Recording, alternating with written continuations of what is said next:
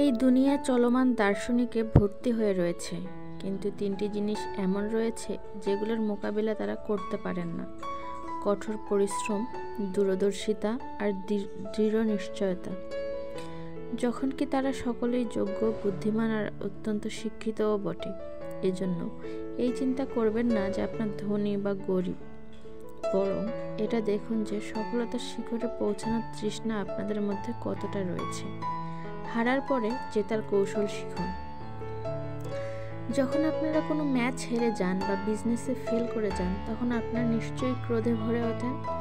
আপনাদের নিশ্চয়ই এমনটা চিন্তা করতে থাকেন যে আমার সাথেই কেন, আমার সাথেই সর্বদা এমনটা কেন হয়। কিন্তু আপনাদের সেই হার থেকে শিক্ষা গ্রহণ করা উচিত, কারণ আজ আপনারা যেসব ব্যক্তিদের সফলতার শিখরে দেখতে পাচ্ছেন, তারা নিজেদের জীবনে সফল হওয়ার আগে বেশ কয়েকবার ব্যর্থ হয়েছিলেন।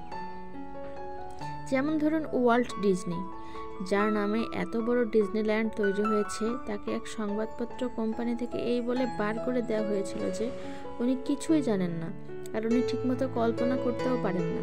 কিন্তু উনি সাহস হারাননি, চেষ্টা হারিয়ে গেছেন। তারপর সম্পূর্ণ আত্মবিশ্বাসের সাথে এগিয়ে চলে পুরো দুনিয়ায় নিজের নাম রেখে গেছেন। Thomas Alva Edison.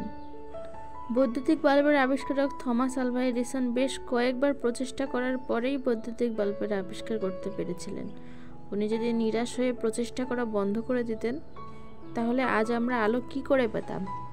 আবার ধরুন হ্যারি পটারের কথা। হ্যারি পটার ছাপতে 12 জন প্রকাশক আগে অস্বীকার করে দিয়েছিলেন। তারপর 13 নম্বর প্রকাশক সেই পুস্তক ছাপেন।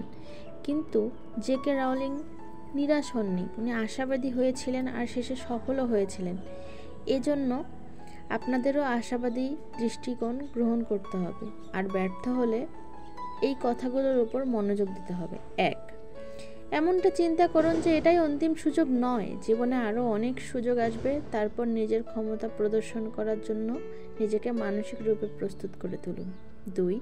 নিজের ভুলের উপরে সততার সাথে দৃষ্টি দিন, আর ভবিষ্যতে সেই সব ভুলের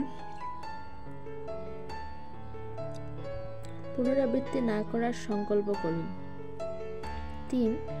যদি বিজনেসে লোকসান হয়, তাহলে নিজের প্রতিদ্বন্দ্বীর পারফরম্যান্সের উপর দৃষ্টি দিন, আর এটা জানার চেষ্টা করুন যে উনি কোথায় আর কি ভালো করেছেন। 4. নিজের হারের দায়িত্ব নিজের উপরে গ্রহণ করুন। চোখের জল ফেলে দিনহীন হওয়ার চেষ্টা করবেন না, এই অভ্যাস আপনাকে আরও দুর্বল করে তুলবে। 5. জেতার জন্য পরিকল্পিতভাবে কাজ করুন, আর বিজনেসের সূক্ষ্ম জিনিসগুলো বোঝার চেষ্টা করুন। এগুলো হচ্ছে সেই নিয়ম যেগুলো আপনাদের সফলতার শিখরে পৌঁছে দিতে পারে। কারণ আমি বিশ্বের কিছু প্রসিদ্ধ শিল্পপতিদের সফলতার অধ্যয়ন করে এটা জানতে পেরেছি যে তারা সর্বদা সম্ভাবনা আর সেটার উপযোগের ব্যাপারে চিন্তা ভাবনা করেন।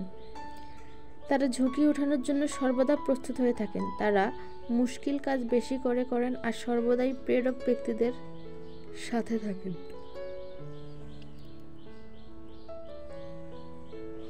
অন্যরা আপনাদের থেকে যতটা আশা করেন, তার থেকেও উঁচু মাপদণ্ডে নিজেদের মূল্যায়ন করুন। কখনোই অজুহাত দেখাবেন না, আর নিজের উপরে দয়াও করবেন না, বরং নিজের প্রতি কঠোর আর বাকি সকলের প্রতি দয়ালু মনোভাব প্রকাশ করুন।